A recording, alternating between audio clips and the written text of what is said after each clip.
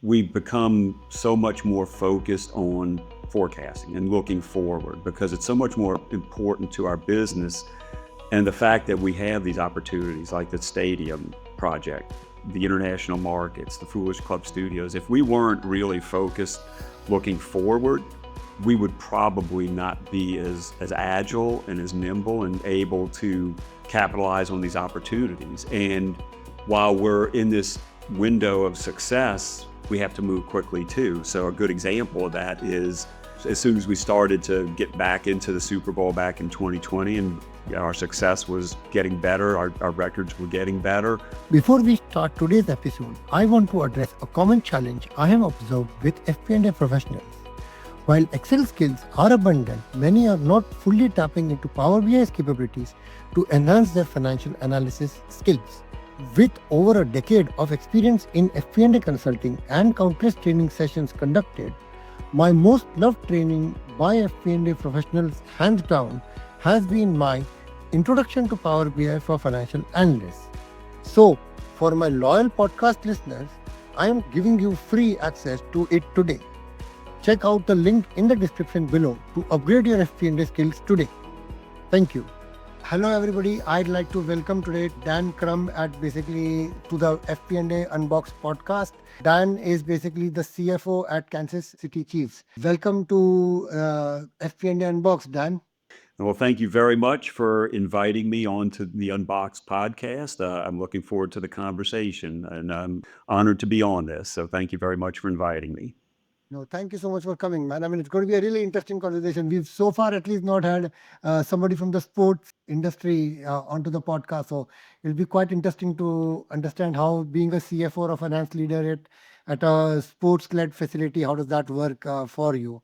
But before we go into that kind of detail, if you can just quickly tell us a brief summary, Dan, of how did you get to your current job, right? Your journey from 20 years or 15, 20 years, and what drew you to the sports industry, and how is this job different from your previous experience? Sure. So basically, how I first got into the sports business, the sports industry was I was the CFO of a bottled water company in New Orleans, Louisiana.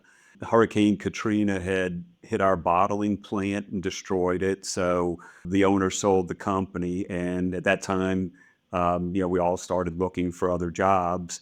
And I had reached out to a person that was the managing partner at KPMG when I'd worked there years earlier. And I'd sent him my resume and asked him if he knew of anybody that was looking for a CFO. So he said, I sure do. The New Orleans Hornets were relocated to Oklahoma City, after Katrina while the city was rebuilding. And so they were coming back to New Orleans and they needed a CFO. So I didn't know, but he was the personal financial advisor to the owner of the Hornets. And he arranged an interview for me with the owner and the president.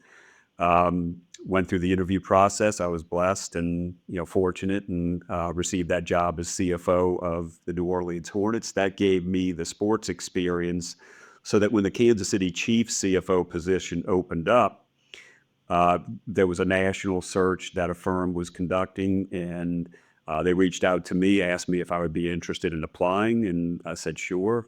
So I did, and fortunately, and I was blessed to get this job, and I've been here CFO for the Chiefs for the past 15 years. So it's as far as what's different between working in the sports industry and working in kind of corporate CFO positions that I've worked in previously.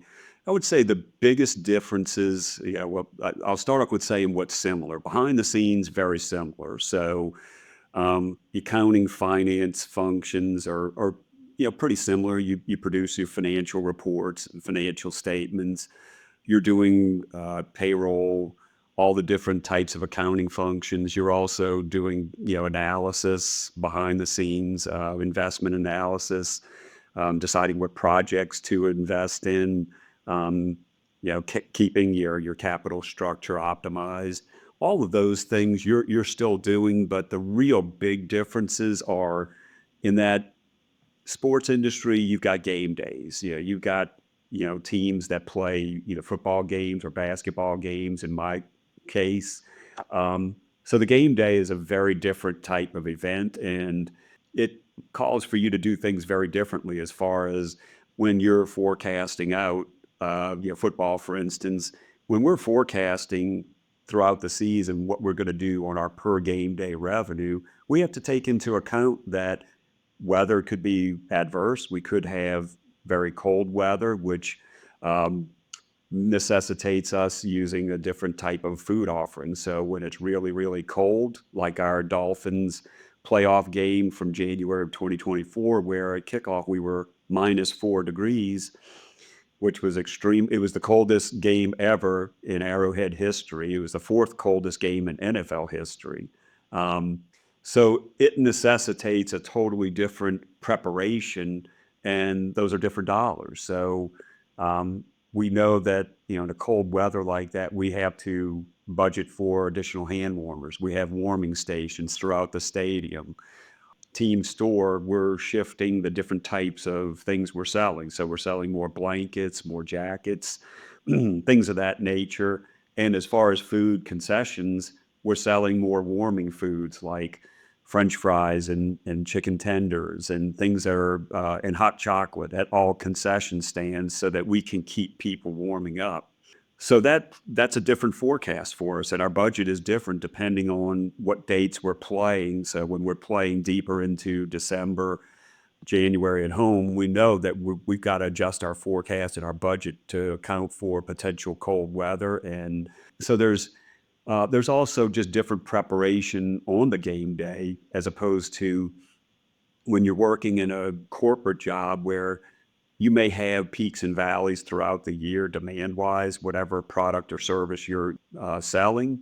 But year to year, it's pretty routine and it's not a huge change unless you've introduced a new product or a new service. Whereas with us, things could change based on team performance. So, team goes to the Super Bowl, we know the next year there's going to be some benefit from that Super Bowl appearance. So those are things that are you have to account for and that are very different than when you're working in corporate job where demand may be pretty routine and pretty stable year to year, other than if you introduce a new product or service or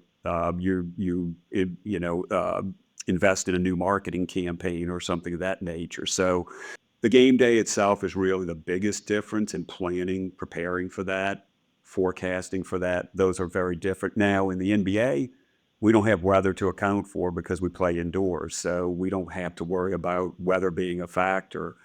So those are really probably the biggest differences in, professional sports versus a corporate type CFO job. No, that sounds very interesting, but at the same time, I mean, wouldn't like, so for example, if you're working, so for example, in a entertainment industry, right, or things like that, or in a holiday resort or stuff like that, would they not have similar kind of challenges of weather and things like that, of what is the booking rates and stuff like that? Sure. So you have weather to deal with in different types of entertainment industry as well, but where you really have to focus on that difference, certainly the outdoor venues, the outdoor events, but there's also in the indoor. So when your season or if you're a theater or whatever, and you're in a market where there is snow, where there is ice, where there is bad weather, that could hurt you. You may not be able to travel on that day when if you have a show or you have a movie launch or something like that, that could impact it. But so much more in the sports business like football where we play and the climate we have, it can be a very big impact. So winning on and off the field, right? So what role does FP&A play in supporting long-term strategy in navigating short-term priorities in such an environment like yours, right? I mean, because there's a lot of stuff which is going on. So how does FP&A help to win on the field as well as off the field for your teams? Right. So probably the most important thing we can do is either minimize or eliminate, if possible, any distractions to the football team. That's one thing that we really have to do, and the way we do that is by doing our job well and providing the information that the football team needs, whatever they may need from us. We have to provide it accurately and timely. We have to make sure that they get that when they need it.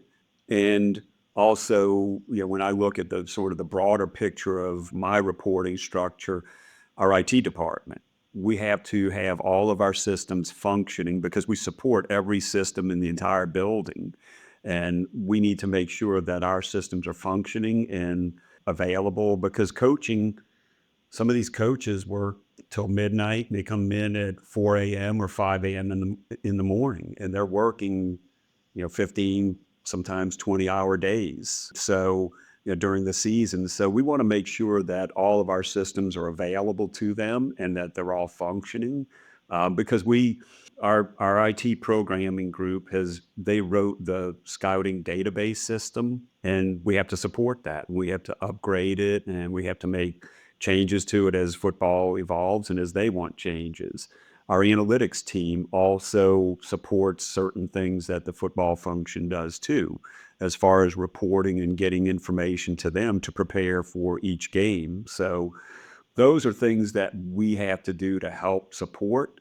And then when we look strategically, probably the biggest thing we're involved in right now is we're in the talks with the state of Missouri and talks with the state of Kansas over either a new stadium or a renovated stadium. So we're doing all the modeling for both scenarios, what that looks like. And that's a situation, that's a decision that's going to be generational. It's going to impact our organization for the next 25, possibly 50 years. So we have to make sure that the numbers and the forecast and all of the modeling that we're doing is accurate. And it has to move fast because as a state comes back with a proposal, we have to analyze that, plug it into our modeling, and see how that compares to what we already are seeing from the other states. So we have to make sure that we're modeling everything accurately and timely. That's one big area that we're really involved in strategically.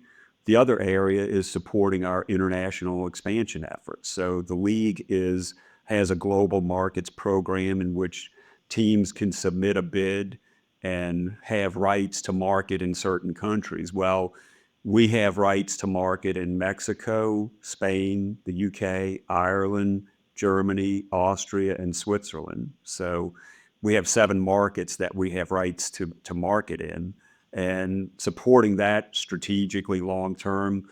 How much money do we spend in those markets? How much money can we realistically earn as far as revenue and how we do that? And then also making sure that we're set up properly, that we're registered and doing business the right way. So I think those are 2 big areas right now. And then the third area is we just launched a movie studio project called Foolish Club Studios. And so long-term strategically, how that fits in with the Kansas City Chiefs and what we do. And then also, doing the projections and looking at how much it's going to take to, make this venture work. And then do we want to co-produce? Do we want to be a real full production? We want to be lead producer on documentaries or movies. Very different, and one is significantly more investment and more risk, but more upside. The other is more conservative, and you lock in a number that you'll get, but there's not as much risk and it's a lower number. So those are areas that our team is really, working together with marketing, production, our stadium events and services group, and all the departments to really model out, forecast, analyze, and look at what options are best for us and where are we best investing our dollars. So those are things that, looking at it from a strategic perspective that our group is supporting. That sounds quite interesting, right? I mean, and quite exhausting. I mean, a new stadium, for example, and a movie theater and production house and all of that sounds quite like heavy in terms of finance involvement because it's big strategic directional initiatives, isn't it? That's right. And we have to get these right because, we're entrusted with making sure that the dollars we invest are invested to their best and highest use and are going to yield the appropriate return. And we look at all the appropriate financial metrics when we make these decisions. We look at net present value, we look at ROI, and we look at payback. So we look at a lot of the investments we make are really quick paybacks. Some of them we do really well. We have 1 to 2 year payback on them. And our net present values, we always select projects that's one way that we filter and we prioritize where the investment goes is how do those net present values and ROIs work out? Because there's a lot of competition for the dollars and making the investment and moving forward with whichever project we're going to go with. We have to have a good disciplined approach to it. No, that sounds brilliant, man. So how do you really approach in this case, right? How do you approach scenario planning and variable revenue streams, ticket sales, sponsorship, media rights, and things like that? How do you actually approach this scenario planning in such a dynamic and ever changing environment? Great question. So what we have to typically do and the way we usually approach it is we really look at doing sometimes it's a worst case and the best case scenario. Sometimes we do three. We do here's the low, medium, high. We run multiple scenarios. So we look and the way we develop our models is we build that flexibility in so that we can say this is the best case, this is the worst case.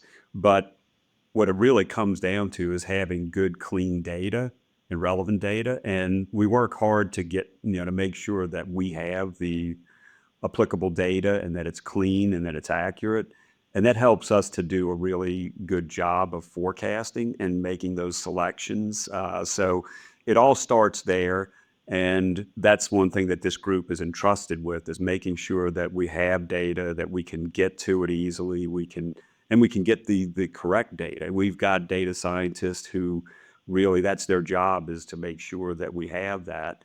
So having good data, also just running different scenarios, and it's almost like the same principle as regression analysis. You run it until you know you're comfortable, you've looked at it, and you've looked at the other thing, like when we're deciding on ticket sales and ticket pricing, when we're deciding on that, the data we have is very helpful to us, but the other data that we get from outside from the secondary market, what tickets are selling for on the secondary market, helps to show us the price elasticity of the market. Like what is the maximum price that individuals are looking to pay for a ticket to a game? So that helps us to see where the boundaries are.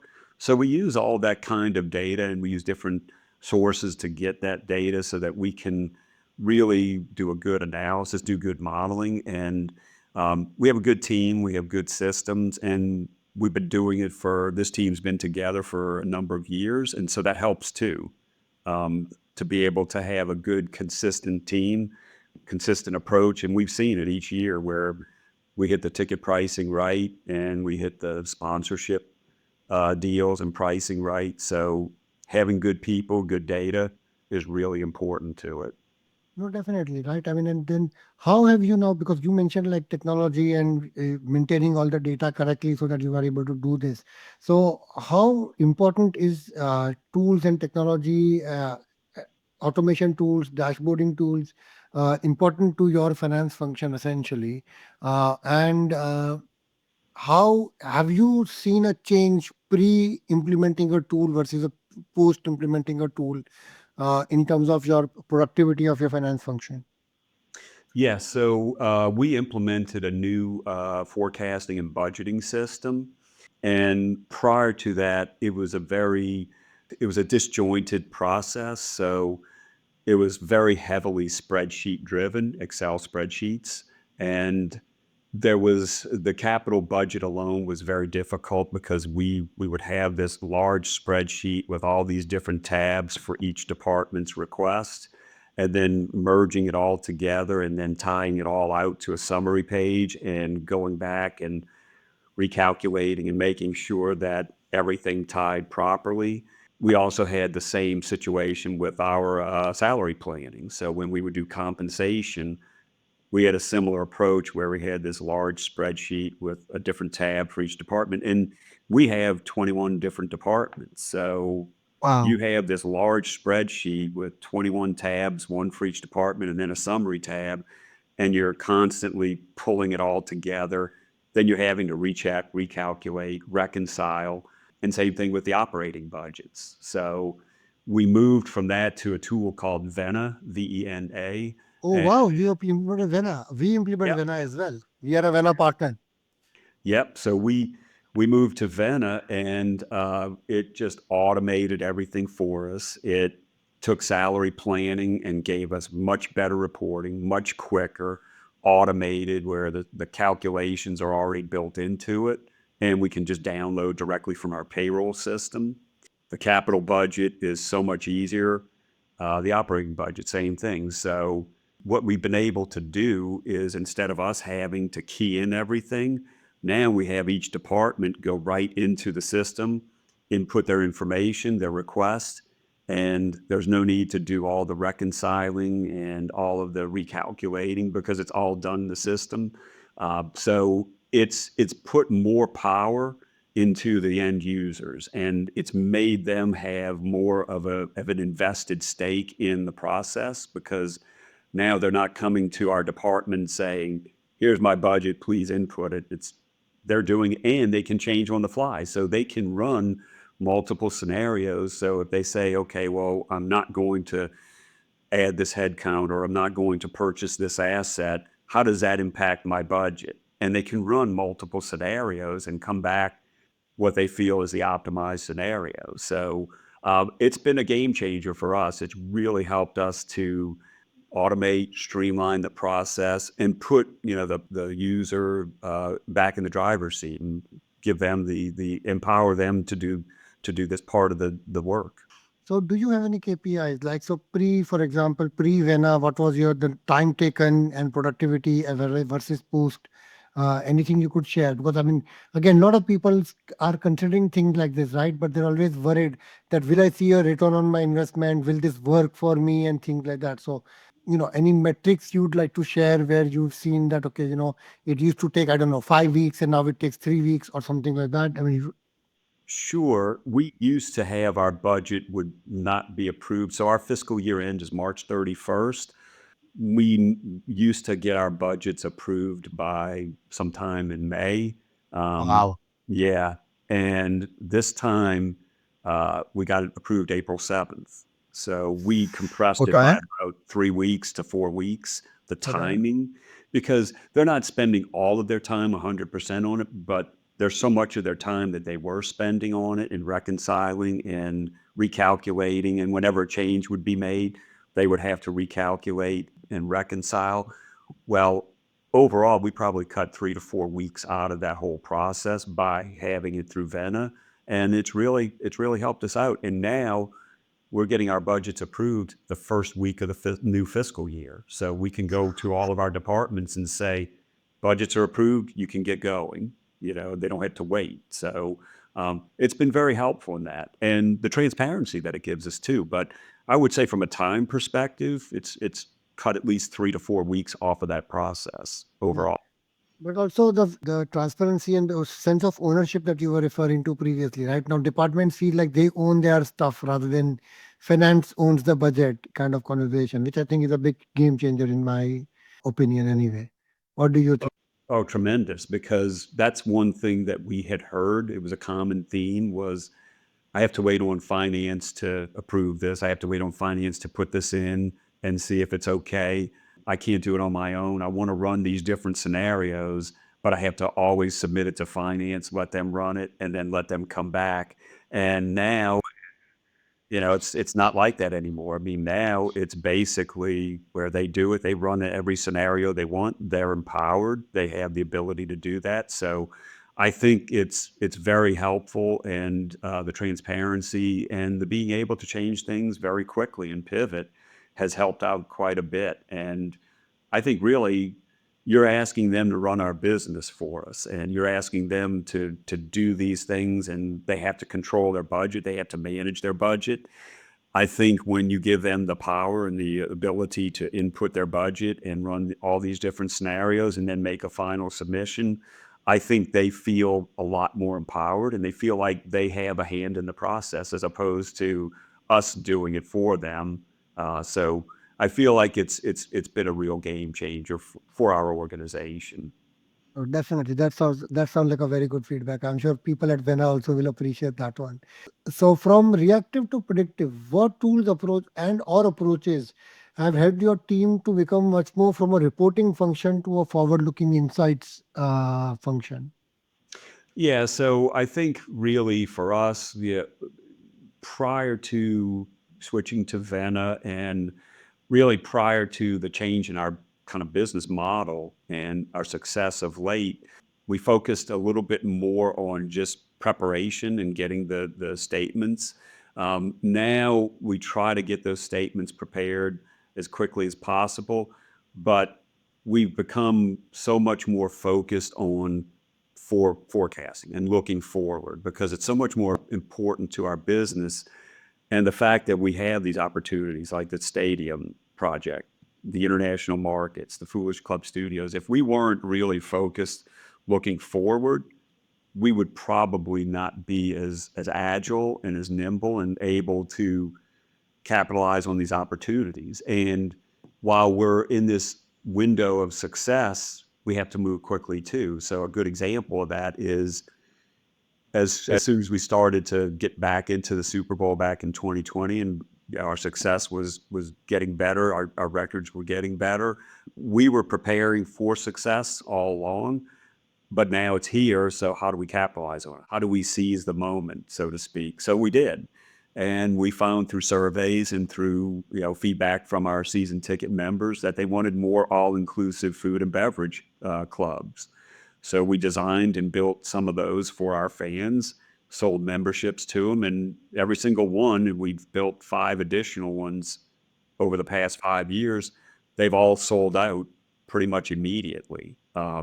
So it's just being able to move quickly and look at trends and be able to think about, well, what are fans wanting now? What is it that's most important to them? And where are areas that we could increase the revenue per square foot of our building?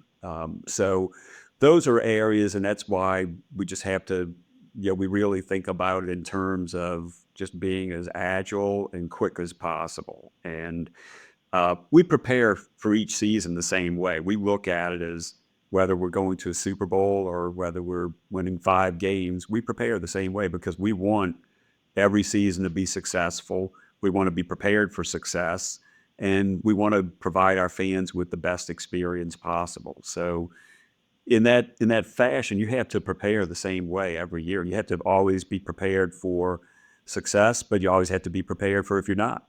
And what are you going to do at that point? How are you going to get through that? So, and we've had ups and downs. When I first started here, we weren't as successful as we are now, but it was always the build up to that. So, Yeah. and it's having a good team and good systems and a good forward-looking mindset is what really helps you get there.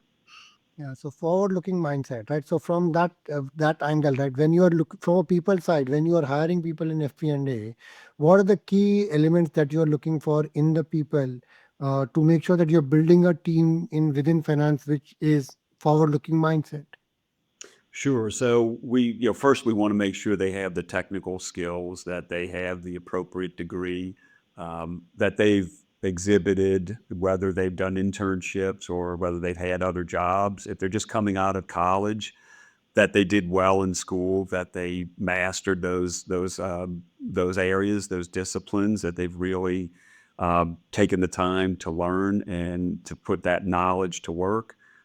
We want to make sure so they have the technical skills. We also want to make sure that culturally they understand our culture and what our culture is based on, and we want to make sure they fit into it well, that it's a good fit for them and it's a good fit for us. So we want to make sure that that's because that's very important to our organization and it's very important to the people that come to work for us. We also want to look at what type of employee do we have? Somebody who's got leadership potential, somebody who can lead others, and somebody who's strategically thinking too, a good strategic thinker who can see the bigger picture, look ahead, make sure that they're covering all the variables too. So who can think broad and not just within the parameters of the job, but thinking about how is this impacting the organization. And I say it quite a bit. We want to have people who think like the owner. And what I mean by that is you think like every dollar you spend is yours. And that way you're more connected to those decisions, those outcomes. So we want individuals who think like the owner. We want individuals who are good cultural fit, strong technical skills, finance, accounting, technology, somebody who understands technology too, and who can use technology and use that to our advantage and to do more and to do it more accurately, to do the work more, to do it quickly. So we want good technology, people who have good vision and good forward looking and strategic in nature. Those are things that and good cultural fit. So those are things that are important as we look to hire people. Oh, that sounds perfect, right? I mean, that's what is, I guess, absolutely necessary for to build a good finance team. So that sounds completely fair. So, what advice would you give to FP&A professionals who are looking to step into CFO level leadership roles, especially in unique industries like yours, right? Because more and more we are seeing that FP&A leaders are becoming CFOs, as opposed to previously, 10 years back, CFO roles were predominantly coming from accounting and controllership background, whereas more and more FP&A leaders are becoming CFOs. So, if people who are looking to become CFOs from FP&A, what is the advice you'd like to give them? Sure. So what I would say is start with think like the owner, and also, but I feel like think more broadly. Think about your relationship with other departments and become a strategic partner to each department, because you're going to interact, you're going to touch every department in the organization because you do the budgeting, you do financial reporting, you do all those things. So think about being more than just that job. Think about how can I strategically partner with each department? How can I do that and help the overall organization grow? So first thing you want to do is protect the organization, make sure that you're doing everything to protect it, but also growing it and forming those strategic partnerships. Uh, be more than just kind of the job itself. Look to understand the operation, look to understand how the organization functions. A good way to do that is do the various jobs. Like I've done almost every place I've worked, I've done the job of, so when I was CFO of a bottled water company, I delivered bottled water a few times. I would go out on the route in the truck and I would deliver water to homes, to offices. When I worked for the New Orleans Hornets, I worked as a game day intern one day when I was their CFO, and I worked as a game day intern, and I was doing everything from making balloon animals to throwing T-shirts into the crowd and getting fans pumped up. Those are the types of things that. And here at the Chiefs, I've worked at in concession stands during concerts. I've done that work. So learn the jobs and learn the what other people in the organization do and learn how they operate. And what that does is it teaches you more about the organization, but it also gains the respect of those people because they feel that you are really invested and you're taking the time to learn what they do, and it shows them respect. So now they'll have more respect for you that you took the time to do that. But it also gives you a view of, okay, here's how they do their work. Here's how we make money on concession sales. Are we doing that the best way we can? Are there ways we could improve? So try to take that approach to the job. Just broaden the scope of what you're doing, learn more, be that strategic partner. And that's a way to get you on the path to being a CFO. That sounds like really sound advice. I like that part where you've done basically concession stands and stuff like that. I mean, I guess that gives you even the insights on how the demand works, how customers react to it, what is therefore deciding your pricing policy or strategy around it and things like that. It gives you insights into all of that, I'm guessing. Yeah, it does. You get a frontline view, and what you've done is you've made an ally. You have a resource now, and you've got somebody who's willing to. They see that you're doing that, and they're willing to provide you. They're more open with you. They know that you're interested, that you want to learn more, and that you want to be able to do your job better. And by doing your job better, you're helping them. So Definitely. I mean, I think that is a very valuable trip. I think tip. I think most FP&A leaders would do well, going out and doing stuff like that. So, okay, if I go to the three standard questions I'm asking all the guests, right? So, where do you think is the future of FP&A in 3 to 5 years?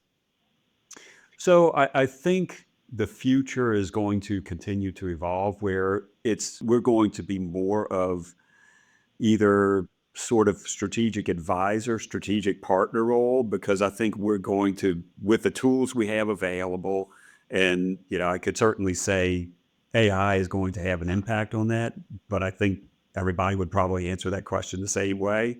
But I do feel like with the tools we have available and the speed that we can do things and how we can work with really large data sets, we're going to become more valuable to the organization as far as where we spend our money, where is our best return.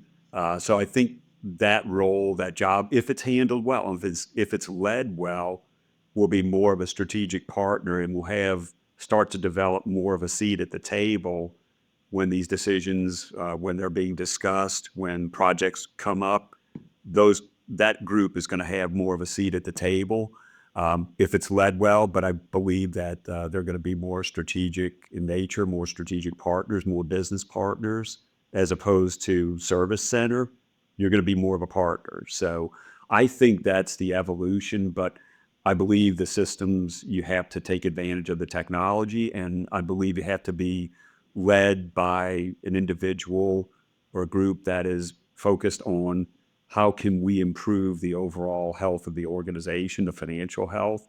How can we make the best decisions for using our resources? So you get those things moving in that direction, and I feel like that's really going to be where the future is. That sounds, I mean, I think more consistent with everything what everybody else has said as well, right? Because as tools solve a lot of your day-to-day mundane task of consolidation and translation and version control and things like that, then you will end up doing much more strategic work, which is more value adding to a business. Mhm. So, what is the one thing that a FP&A function needs help with today, in general, not your particular FP&A function, but like generally, what do FP&A need help with today? One thing which would help them take a step to go closer to becoming a strategic finance business partner. So I think that probably the biggest thing for FP&A is there's so much time that's spent on, I would say really probably the biggest area we could improve is just systems in general. Having systems that help us to pull together lots of information, which we're getting better at, but we're still having to connect these systems to other databases. So I would say as the interfaces get better, the application interfaces get better, and we can have more systems that are really sort of built to tie into all the different types of databases without having these customized interfaces. I think that helps us. I feel like we always get pulled in FP&A. I feel like you get pulled into you've got to really focus on what you're spending your time on and what meetings you're being pulled into, because sometimes you're being pulled into a meeting that you probably don't need to be pulled into. But those kind of meetings that pop up, and the default is, well, we've got to have somebody from FP&A in here. And sometimes you don't necessarily have to be. And so that's time. But I feel like the systems are probably one of the bigger things, and they're getting better. And I feel like as they continue to evolve and we don't have multiple systems that we have to rely on, we get to a point where there's fewer systems and they're better, they're quicker. I feel like that's where we'll see some big improvement, and that'll be a relief, on a pain point. So, for someone who is looking to enter into FP&A or has just started in FP&A, what skills and what certification would you recommend for them to acquire? I always like having on the FP&A end, I always like having a CPA, a certified public accountant designation, or a chartered global management accountant designation, or those are both good. As far as designation goes, a finance degree is very helpful, as well as and having an accounting background too. But having good technology, being able to have good analytics skills and good data skills, those are important. So I feel like to get into FP&A, you have to have a marriage of finance, accounting, data, analytics. Those are and good technology skills and good system skills. Understanding systems.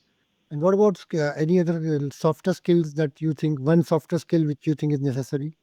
I think what's really important is communication, because in FP&A, we are the storytellers. We have to be able to tell the story to multiple parties. And it may be it may be somebody who never has seen financial reporting or anything like that. And you have to be able to tell the story. And sometimes you're telling it to very astute financial people. So I feel that storytelling, communication are critical components to it. I think that that's a real soft skill that we have to be very good at, because sometimes we don't get a lot of time to get the message out. And we have to be, I would say, very clear, very concise. And we have to go into these meetings with a goal of this is what we want. If we need a decision base that tells us yes or no for this project, how do we tell the story of the project that's important, gives them all the information that they need to make a good decision. But I think the communication skills, and then also I feel the culture skills, being able to understand a culture of an organization and then being able to fit into it and enhance it and know how to take that culture. For instance, if you work for an organization that is really defined by being a performance culture, you have to know that going into that organization, that's the expectation, is for you to perform. Well, how do you perform? How do you enhance that culture? How do you not only perform for yourself, but for others? And how do you get them to perform too? And how do you understand and help set the goals for the organization if it is a performance culture? So those are critical things. But I do feel that the cultural skills, fitting in, fostering the culture, and the communication skills, which are a big part of that, are just vitally important as far as soft skills. Thank you so much, Dan. I think that was really, really insightful. I think we learned a lot about the sports industry and how you basically work in the finance function in a very different industrial environment. Any closing thoughts for our listeners?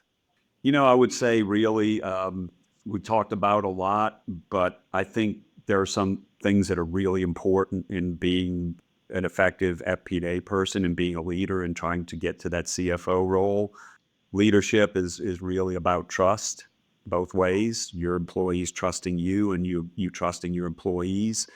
I feel the culture is so important, and just thinking about it as somebody just breaking into the field, be adaptable, embrace technology, embrace change, because things will move a lot quicker than you think they will. But just really work, get all of the technical knowledge you can in your field, embrace change, and embrace technology. I would say those are things that I would really focus on as you go through your career. Thank you so much, Dan. Thank you so much for coming on FP&A Unboxed and sharing your brilliant knowledge and your experience and brilliant tips for how you can become successful in FP&A. Thanks a lot, Dan.